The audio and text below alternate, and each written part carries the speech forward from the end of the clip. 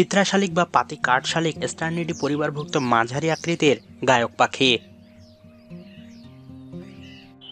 20 centimetre লম্বাটে এই পাখির গায়ে ছিটে ছিটে কালচে পালক রয়েছে।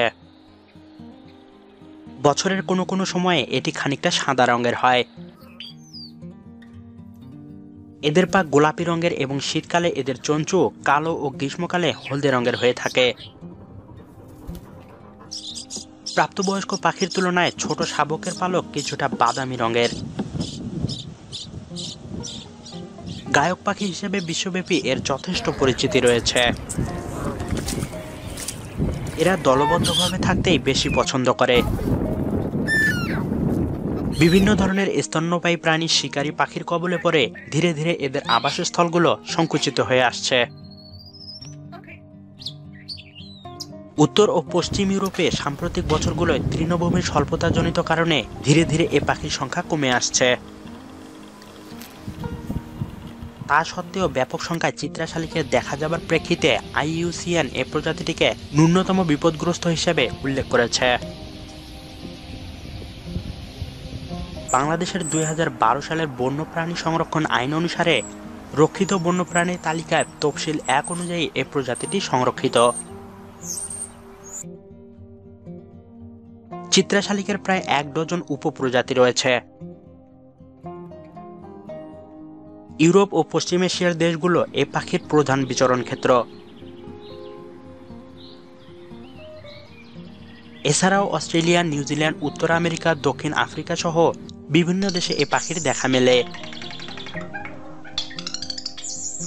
দক্ষিণ ও দক্ষিণ ইউরোপ এবং দক্ষিণ পশ্চিম এশিয়ার দেশগুলো এ পাখির প্রাচীন উৎপত্তি স্থলরূপে বিবেচিত।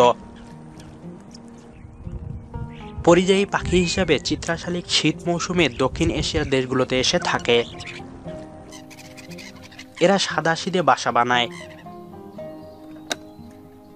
ইউরোপ ও মধ্যপ্রাচ্যে চিত্রা শালিক সচরাচর প্রতি বছর মে থেকে জুন মাসে 1 থেকে 2 বার ডিম দেয়।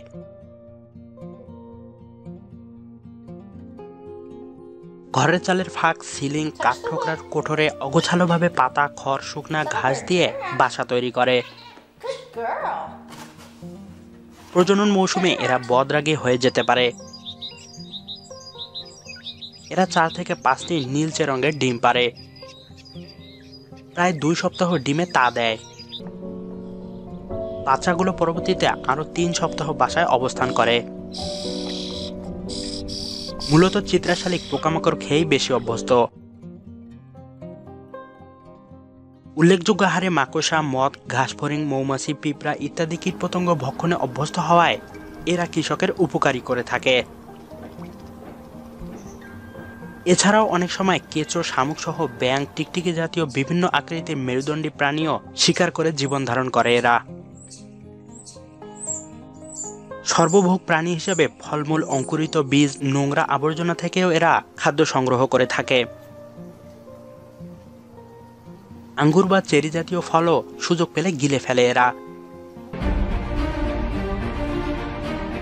রোপিত বীজ ভক্ষণ করায় অনেক সময় এরা কৃষকের ক্ষতির কারণ হয়ে দাঁড়ায়। অতিমাত্রায় কিচিরমিচির করায় পরিবেশের শব্দ দূষণের পরিবেশ সৃষ্টি হয়। পশ্চিম অস্ট্রেলিয়ায় সীমিত আকারে এদের নিয়ন্ত্রণ করা গেছে।